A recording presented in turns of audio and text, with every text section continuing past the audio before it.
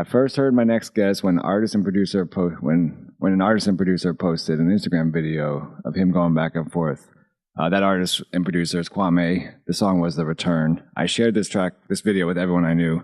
The response was the same. Hey, that dude is nice. His name is Bobby J from Rockaway, and I want to welcome him to Live with Einenkel. Thanks for joining me, man. Man, thank you. I've been looking forward to this. This is dope, man. Cool. Appreciate it. No, thank you. So first, I mean, I grew up in Washington Heights, so I'm from New York, but not too familiar with the Rockaway, New York kind of hip hop scene. Is there one or lack thereof? Or lack thereof. I mean, can you describe kind of what it was like growing up in Rockaway as like wanting to be aspiring hip hop artist? Well, it's kind of, I mean, I think when people think of hip hop music that's coming out of Rockaway, they're thinking of, back in the day, MC Search, most recently Stack Bundles, Chinks Drugs. But as far as where I grew up, I mean, Rockaway is essentially two completely different worlds, stacked right on top of each other. You have one section that's pretty much all white, predominantly Irish, you know what I mean? Like we have our own St. Patrick's Day parade, which is actually coming up tomorrow, you know what I mean? So it's like completely homogenous. Far Rock, as you know it, I mean, it's predominantly black, predominantly Latino. There wasn't a lot of crossover. So my hip hop experience growing up was very private. Like, people that I knew around me listened to rap music, but there wasn't a lot of people like me that were completely obsessed with it or wanted to make it a career, whether they were rapping, producing, DJing, whatever. So a lot of my time was spent, in my basement or in my bedroom, like on the internet, just diving in as deep as possible, trying to discover as much music as possible and like writing rhymes, you know what I mean? It was almost to the point where it was almost like having a second life, because it was something I was sort of afraid to share with people because people just wouldn't get it at that time. I think, around that time, people would think, if you're trying to rap, you're this Malibu's Most Wanted type caricature, you know what I mean? And it wasn't really until I got into high school that I started meeting, like-minded people, other kids that were rapping, other kids that were really trying to pursue music. So as far as like my hometown scene, and it's still a lot like this to this day, it was a very solitary existence. It's only in like the past year, maybe 2 years, that I've started to bond with other people from the neighborhood that are like trying to accomplish the same thing. But, Rockaway in general is like the redheaded stepchild of New York City. It's Queens, but it's not really Queens. It's this insulated, isolated area, and it's very hard to articulate to people what it's like if you've never really been there. Right. So it's part of the reason, I talk about it so much, why I try and incorporate it in my videos, why it's part of my name, because it's really the backdrop to everything I do. I want to showcase and put a light on a part of New York City that you never really see, especially in hip hop. Do you so you're home, you're listening to music, or hip hop, what was the first thing that kind of drew you to it? Like when did you know, like, hey, this is what I want to do? Well, I mean, I liked music in general. My house had a lot of music playing in it. My mom, she's from Brooklyn. She liked everything that was classic rock. So, Steely Dan, Doobie Brothers, the Eagles, Bruce Springsteen, she played all those guys. My dad liked all that stuff too, but he was from Detroit and he brought a little bit of, the soul, funk, James Brown, and then also, a little bit, obviously Motown, and then a little more eclectic stuff like Talking Heads, Devo, things that my mom wasn't listening to. And then my brother, who is 5 years older than me, he was constantly watching MTV.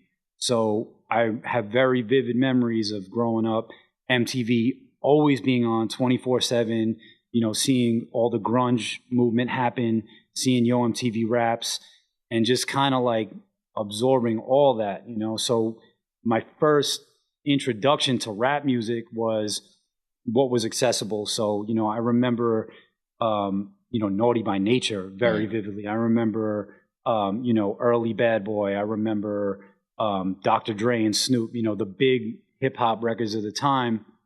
And then as my brother got into high school, hip hop in the mid 90s to late 90s just exploded on a mainstream level. So that's when he started bringing home stuff like, Reasonable Doubt and Illmatic. And I think Ready to Die was probably, ground zero for me. I think that was the first hip hop album that I just completely fell in love with and just played over and over and over again. And then from there, it just became this obsession where, as I got older and the internet made things more accessible, I started to not only like listen and enjoy the music, but really pay attention to like, the technique, rhyme structure. I think, once I heard guys like, Big Pun and Eminem and Nas and like the way they structured their rhymes and the way they put everything together, that was like a light bulb going off in my head because it was so clear that they were a step above everybody else. And I just wanted to understand why. And that's kind of like, that opened up the rabbit hole. And I think once I got obsessed with that kind of rap music, I just said to myself, well, I wanted to challenge myself and say, can I do something like that? And I think that was the seed that, later grew into this, So where did so I called Kwame to kind of get inside information about you, so to say. And he remembers kind of first being introduced to you with a video of you battling as a 13-year-old kid at Left Rock City. Yeah. Where did the battle aspect come from? I mean, you're describing amazing albums, but where did that battle come from? Well, that's funny that video that you're talking about is like gone and lost forever. I know exactly which video you're talking about. Like I said, high school for me was my first real like forum to showcase any rap ability. You know what I mean? It was very early validation for me, so early mornings, like in the lunchroom, all the kids that were rapping in my high school, would get around the lunch table and we would all go back and forth and battle. And through that process, I met this kid, Anthony, who's super dope rapper. To this day, he's one of my good friends. He goes by the name Billy Bang. And we besides us just bonding in terms of, him being a rapper, me being a rapper, him being dope and trying to pursue the same things I was doing, he was doing it on a level that I wasn't doing it on at that point. He was already working with Kwame. He was going into big studios. This is before people had any like real access to like home studio setups. Right. Pro Tools didn't come into my home until years later. So, it was still that time where I had to know somebody that had professional recording equipment if I really wanted to make music. The bummy, Radio Shack mics that I was buying and plugging into my tape player, weren't cutting it. So when me and him got real cool, he used to bring me to the studio to meet with Kwame. That's how Kwame came into the picture. And he used to also bring me to his neighborhood, which was Left Rock City in Queens. And, he would bring me around as his friend, like, yo, this is my boy. He's dope. I would battle people. You know what I mean? And I must have been 13 or 14 years old at the time. So it was really my first experience. Like, it's one thing to write rhymes in your bedroom and think you're dope by yourself. But if you're not testing your ability against other people, then what are you doing? So those early battles and being able to rap in front of people, it was real important because it gave me validation and it was positive reinforcement. I would be real like shy and embarrassed to rap at some points. And, the fact that I was going in front of, judgmental audiences that were unbiased and I was getting positive reactions. Mm-hmm. Like, had that not happened, I probably wouldn't have stayed rapping. You know what I'm saying? So that was a very formative part of like my early rap career. So you talked about meeting Kwame, and it's interesting. Obviously, a lot of our perception of music or the culture of music is what we see on TV. unless and when we're in it, we can understand there's something usually a lot different than what you see on TV. What was your kind of understanding or perception of not just rap music, but hip hop culture prior to meeting Kwame? And then did that change at all as you've gotten this professional relationship?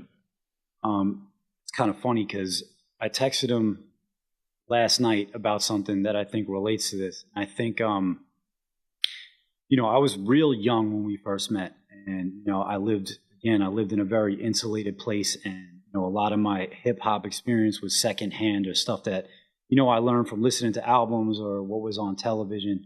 And I thought, just the fact that I listened to rap music and wanted to rap, that made me hip hop. And I remember having a distinct conversation with Kwame, and he said something in passing to me. I think we were talking about clothes or something like that. And at the time I was the antithesis of fresh. You know what I mean? I didn't understand anything about hip hop other than the music and writing.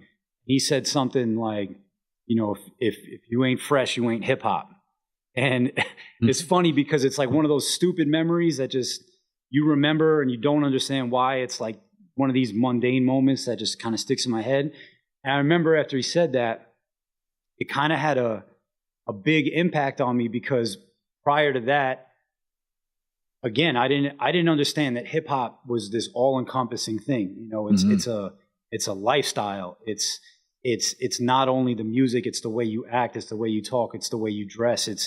It kind of weaves its way into every part of your life. And anybody who knows Kwame and see how he moves, like hip hop is embedded into that guy. Like he eats, sleeps, breathes, shits hip hop music. It's just part of who he is. So that was like an eye-opening thing for me. And then beyond that, I was just a hungry wannabe battle rapper. You know what I mean? And he really took me under his wing and kind of raised me as an artist and showed me song structure. You know what I mean? How he took the talent that he saw in me and kind of molded me into what I am today. So, I owe him a lot as far as just guidance and artist development. You know what I mean? That's kind of a process that doesn't even really exist anymore. There's no barrier to entry. So, I credit him a lot, especially in those early days.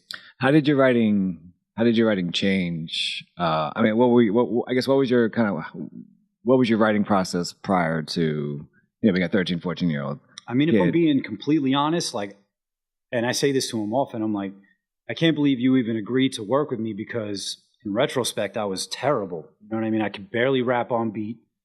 My bars were this long. You know what I mean? I was running out of breath. I didn't know anything about writing songs.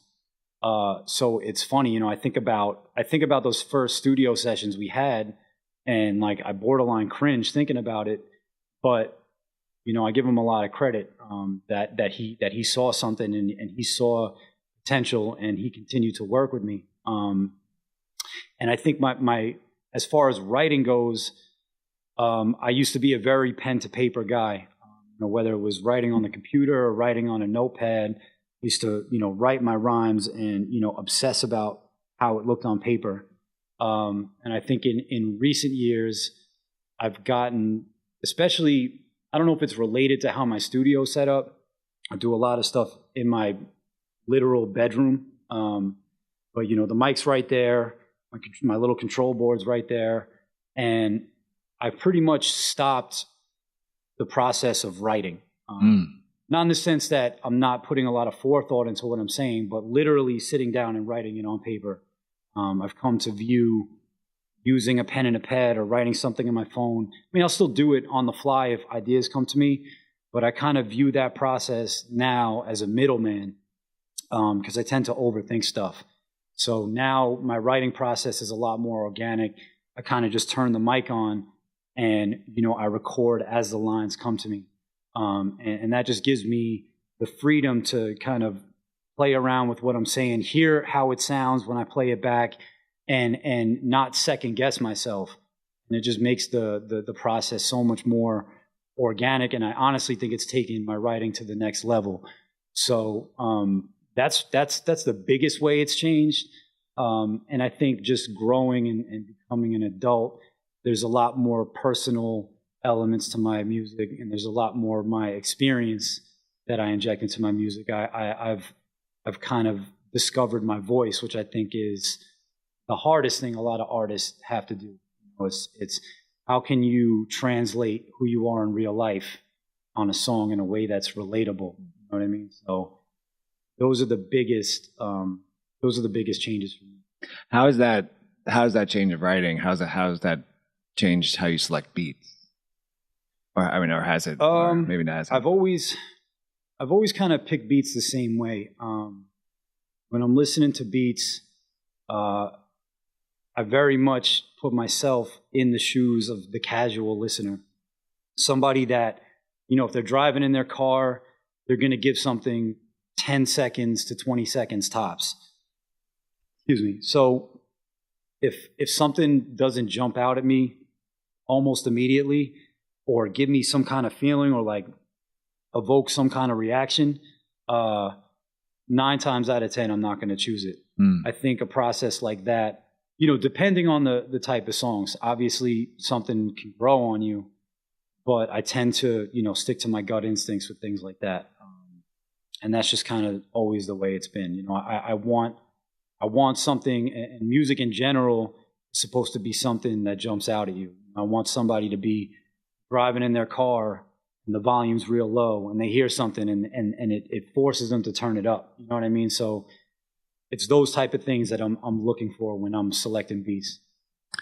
I should have asked this in the beginning, but what is your goal with this music? I mean, you know, what is the goal when you're writing lyrics down? I mean, it could be a personal goal, or as an artist, but also as a person. It's hard to say, and I think I've become a lot more married to having a regimented system than just a goal. You know, I think when people set goals for themselves, you know, whether it's like a 5-year plan or a year plan, they say, you know, a year from now, I want to be doing A, B, and C.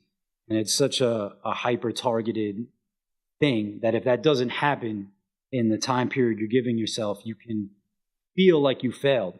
Whereas if you implement a system, which is kind of what the whole ethos behind the Breakfast Bar series, I really don't know where it's going to take me, but I know if I just keep my head down and stay focused and keep working hard, it's moving me in the right direction. So, you know, and it has. You know, there was a period where I wasn't really putting out music. I was kind of in this like self-loathing mad rapper phase. And, you know, it was this epiphany that I kind of had where I was like, look, nobody's going to make this happen for me except for myself. So it really changed the way I looked at things. That forced me to just really go into grind mode and be relentless with putting out content. And that's been my system for the past year. And, you know, I'm coming up on the year anniversary of me starting what I set out to do. And, you know, the strides we've made, you know, as a really small team of people, which is basically me, Kwame, my manager, Greg, and, you know, my booking manager, Sean, the strides we've made are crazy. Such a small, you know, indie little movement. So, you know, I attribute a lot of the quote unquote success to that. If I had to say there's a goal in mind, I don't know. It kind of escapes me. There was a period where all I wanted was a record deal. Let me just get this record deal. What do I have to do for a label to sign me? And is that even what I want anymore? You know, does the current climate even demand that? Right. You know, so I don't know where this is going to take me. You know what I mean? I'm just trying to have fun with it and not overthink it, because I think when you start to look at it like work and start to get frustrated with things that are beyond your control, that's when the toxicity comes in and you end up, you know, wanting to quit. And I don't ever really want to be in that place again. You know, if this ever gets to a point where it's not fun for me, then, you know, I'm done. That's what it's supposed to be, man. It's supposed to be about the music. So. my goal is to make good music and have people listen to it and enjoy it. Everything else beyond that is out of my control. I'm talking to you as Bobby J from Rockaway, but my understanding is that there was 2 other names that you had prior to this: Skittles and Beyond and Beyond Belief. Skittles. How do you go from and also how do you go from those 3 names? That's sort of fake news. I'm sure Kwame told you that. Skittles, man. Let's try and not make this a super long-winded response because it really is long-winded. But I feel like it's important to explain. Again, when I was in high school, I'd be battling in the lunchroom. The only frame of reference for a white kid rapping was Eminem. Mm-hmm. I remember the first time I battled somebody and had like really the crowd on my side, people going nuts, like said some punchline. I can't even remember what it was. And this kid, Wozni, who's my good friend to this day, he gets on top of a table and he goes, "He's not Eminem, he's Skittles." And you know what I mean? Like, there was nothing I could do about it. Right, yeah. That name is yours. It sticks to you. It doesn't matter if you hate it. The more you hate it, the more people are going to call you it. So literally, I would walk through the hallways and people would be like, "Yo, Skittles." And it just was what it was, man. And I think when I first met Kwame, my boy Anthony told him that my rap name was Skittles. You know what I mean? So he's like, "Yo, I have this friend Skittles. He's dope. You got to work with him." And thankfully, Kwame was like, "You have to change that shit." And I was like, "Yo, I didn't even pick that name. I don't know why he told you that's my rap name, but it's not my name. But it's a name that there's kind of nothing you could do about it." And then when we started working together, really sitting down, making records as I got older, throughout high school and right when I first got into college, he told me, he was like, "Yo, everyone calls you Bob, so your rap name should just be Bob." You know what I mean? Like, it's so strange, but it works. You should just be Bob. And I was like, you know what? That kind of makes sense. I like that. It's simple. You know what I mean? It's my name anyway. And then just being on some hip hop shit, I was like, all the dope rappers that I know, they have these acronyms. So, KRS-One, knowledge reigns supreme over nearly everybody. Big Daddy Kane, King Asiatic, nobody's equal. So I was like, all right, Bob is going to be B.O.B. and it's going to be beyond ordinary belief, because I was like, I don't fit the stereotype of like, I don't know, man. I don't know what the hell I was thinking. But I never in a million years thought there would be a rapper named B.O.B. Oh, that's funny. So this was before B.O.B. actually came out. And then I get into, it's like 2006, 2007 maybe.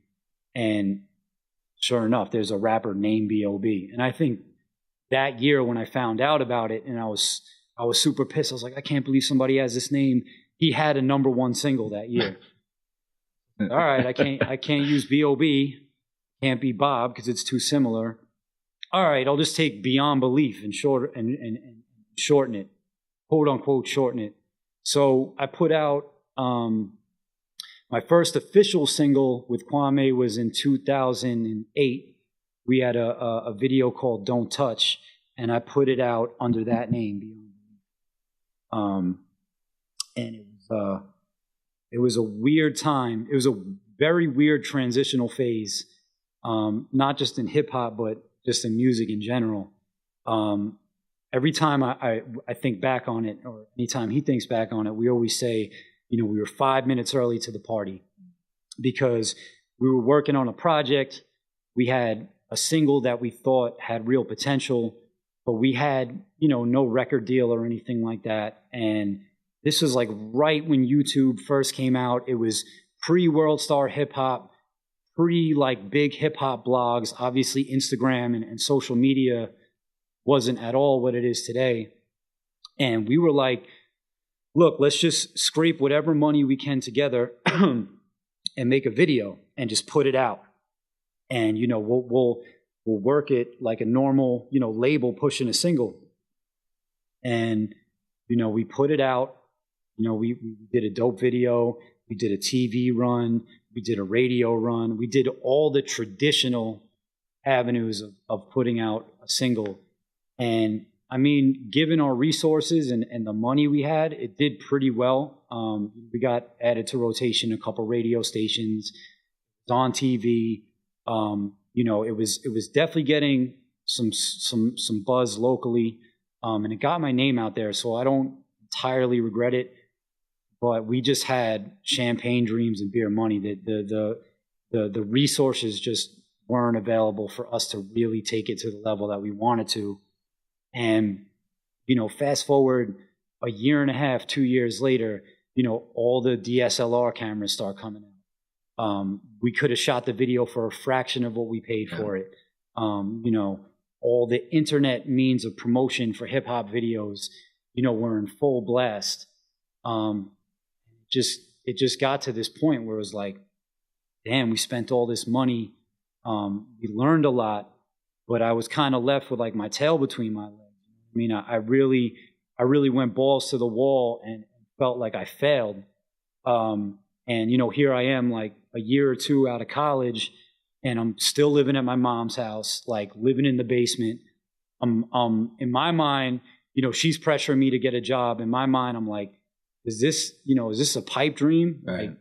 Like, is this working? Is this something I should keep doing? You know, the people that are around me that I'm growing up with, they don't understand it. You know, they all work regular jobs and don't really understand what I'm trying to do. So there was a lot of negative energy and doubt kind of cast over my head. And I put out a couple more projects, but the momentum really started to die. And, you know, that goes back to what I was saying before. I just hit this rut where I was in this really dark, self-loathing, mad rapper phase. You know, I saw people around me that I thought I was just as dope as making it. Right, yeah. You know what I mean? You get to this point where you get really jaded and frustrated. And it just started to manifest itself in like, you know, I was recording music, but I wasn't putting anything out. And there was definitely a 4 to 5 year period where, you know, I didn't even put anything out. You know, I had kind of not given up. I mean, the music was always there, but again, I wasn't making myself visible. I think it was probably in the last 2.5, 3 years where I was able to pull myself out of that. And Kwame really started working together on another project, and it really started to find the direction I wanted to go in.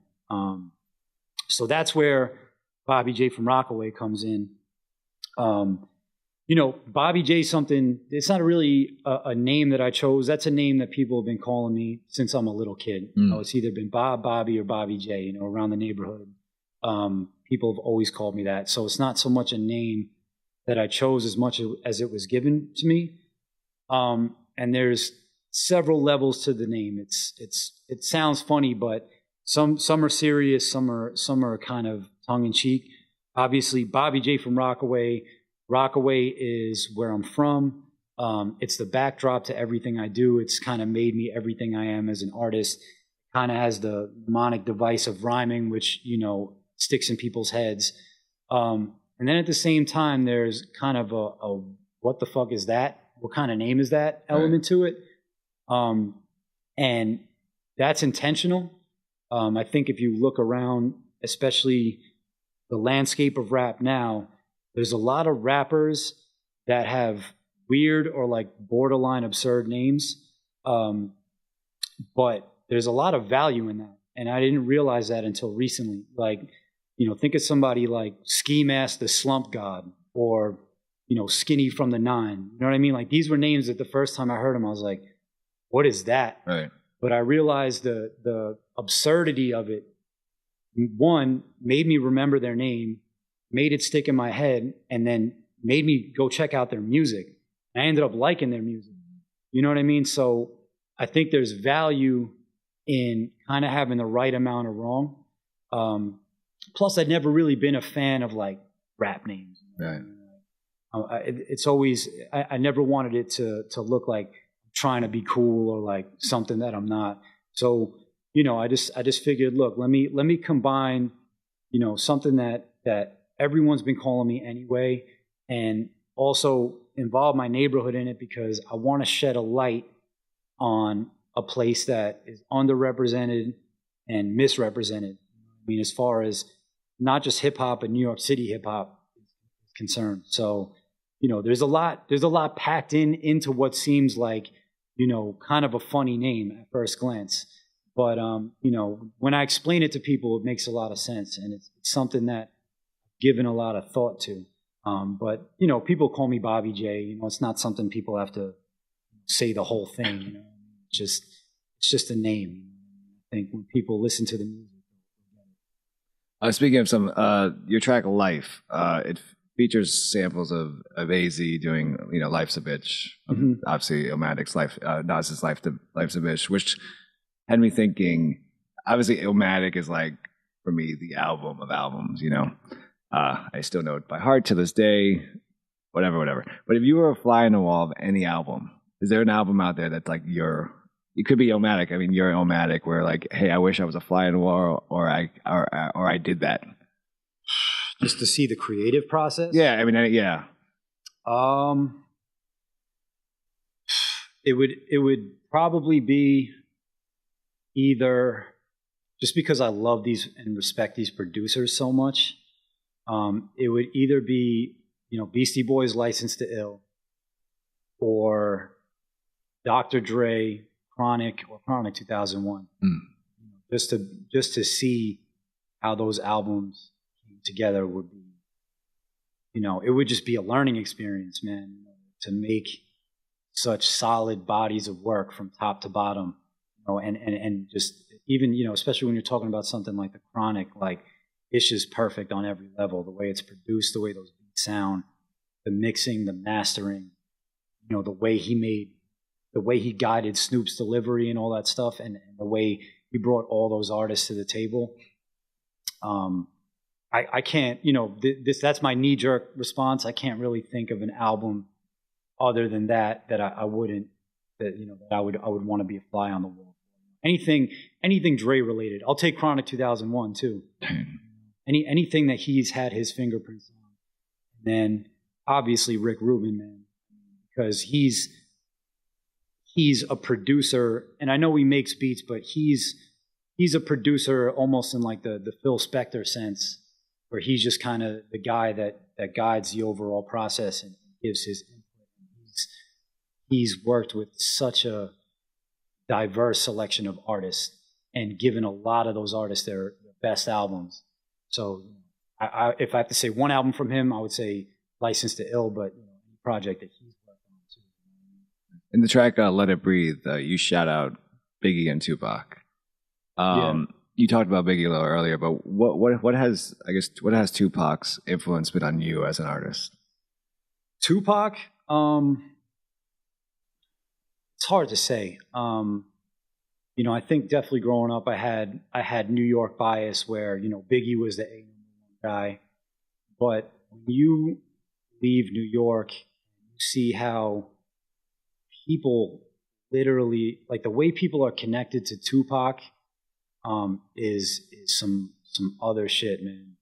He's almost like a rap Bob Marley.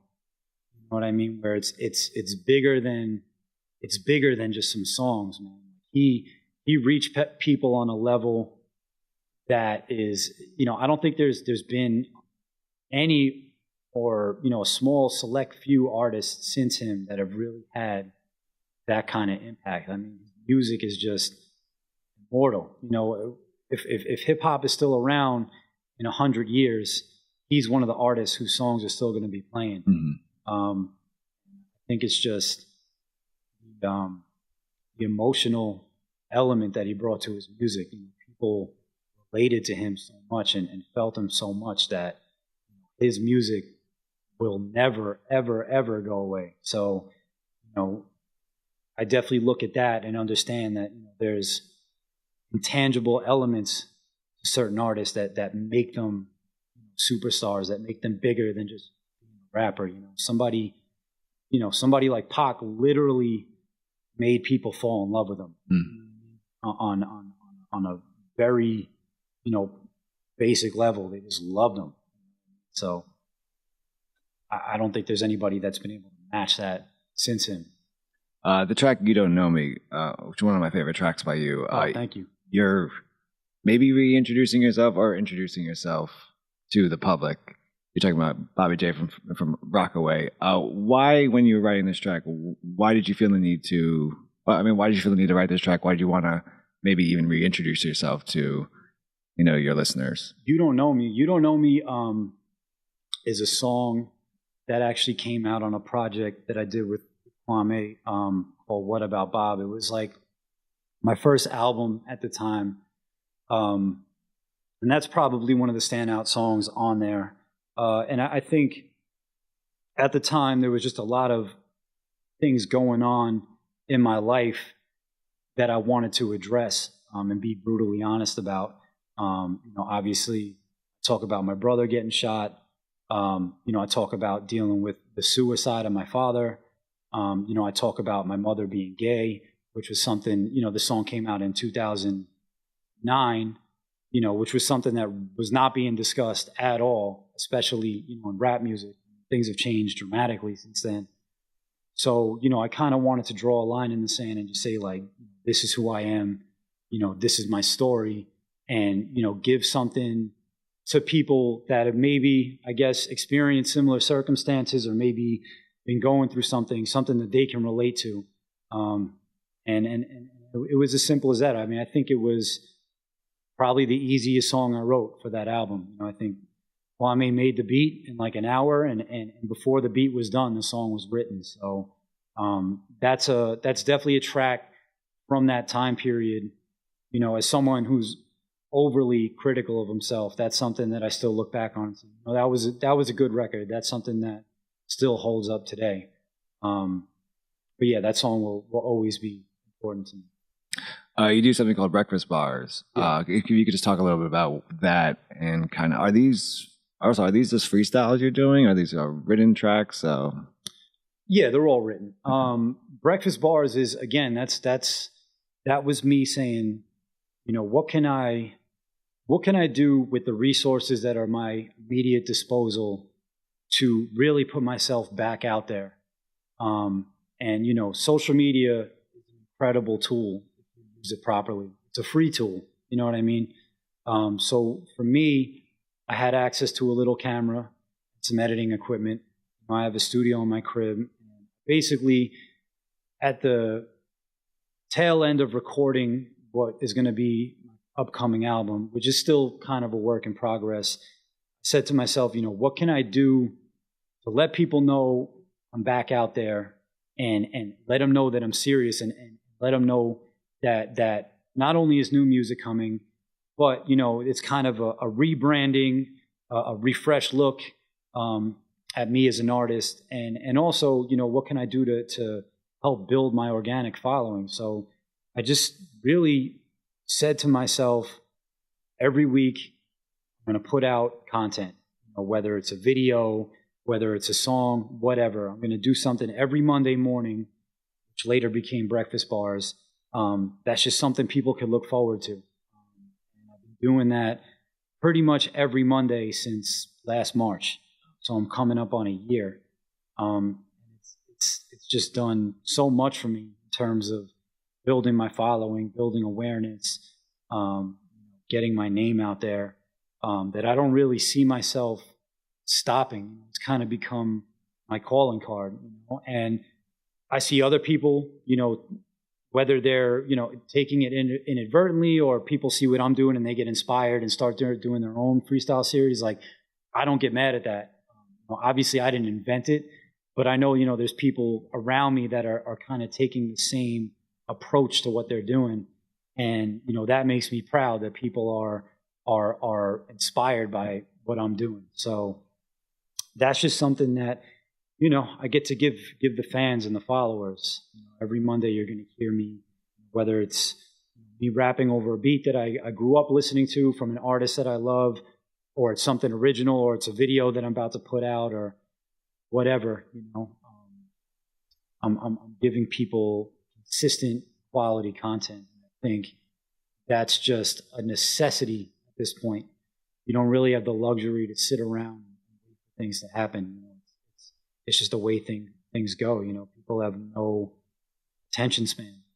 So if something comes out on Monday, they forget about it on Tuesday, and you just got to keep pushing, you know. So it's really something designed for social media, man. So the way the culture moves, the way the music moves, I have to stay on top of it.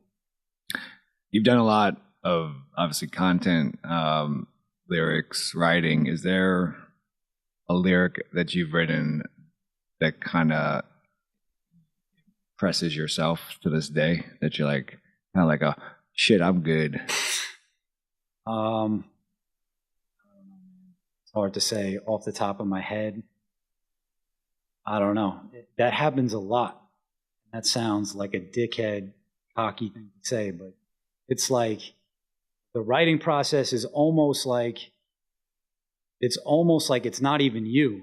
And that it's hard to explain that, but you know, when you start to feel creative energy, or you know, you hit that zone where the lyrics are just coming, it's literally like divine intervention. It's a physical reaction. Tell people it's like you could literally feel the endorphins going through your body. You start to like really get in the zone, and the song or the rhyme is coming together the way you want it to. And I can't really, sometimes lyrics or a string of 4 to 8 bars will come out, and it's just so immediate, and it's so without me even really thinking about it, that again, it's like, it's not even me in the room. I'm just kind of like observing the process happening. And again, that sounds like, you know, I'm not trying to like toot my own horn or like pat myself on the back or anything, but I think if you speak to any creative or any artist, any musician, whatever, they can attest to the fact that, you know, there's a literal physical process that you go through when you're rapping. So for me to single out a particular line, I mean, someone else would have to tell you that. It's funny. Sometimes the fans or people listening will pick up on shit that I didn't even pick up on. Like I remember I posted this freestyle I did on Static Selector on his Shade 45 show, and it made the front page of this subreddit called Hip Hop Heads. Mm-hmm. And, you know, I was reading through the comments, and somebody pointed out this line. Says, we ain't cut from the same cloth with different linen. Sat in the back of the class I didn't fit in. And the first line was meant to be a play on words, but I didn't realize that I sat in the back of the class. Satin also tied into the first part. So people were like, yo, that's crazy that he tied that together. And I just let it happen. Right. I was like, yeah, man, it was a stroke of genius when I wrote that line. But it's like, you know, it's not even something I even thought about. Interesting. You know, so it's funny to see, you know, a third party or some other perspective come in and see what their spin is on lyrics. You know? Never ceases to amaze me what people come up with. Sometimes you think you're saying one thing, and then people will get it, and it'll be blatantly obvious, and people misinterpret it or interpret it their own way. So, it's crazy. That's of course. How do people continue to follow what you're doing? It's pretty much Bobby J from Rockaway on everything. Instagram at Bobby J from Rockaway. Twitter is at Bobby J Rockaway. My official website is bobbyjfromrockaway.com. YouTube.com/BobbyJ. SoundCloud, AudioMac, Bobby J from Rockaway. And you can find me on all streaming under that name too. So however you listen to music, I'm on there. And, you know, if you like what you hear, follow me on social media. I try to interact with everybody that takes the time to listen or comment. So I appreciate everybody who seeks me out and listens to the music. He's Bobby J from Rockaway. Thank you so much, man, for being on the library with Tim Einenkel. Oh, man, thank you. It was a pleasure, dude. Seriously. Thank you, man. Appreciate it, man. Thank you.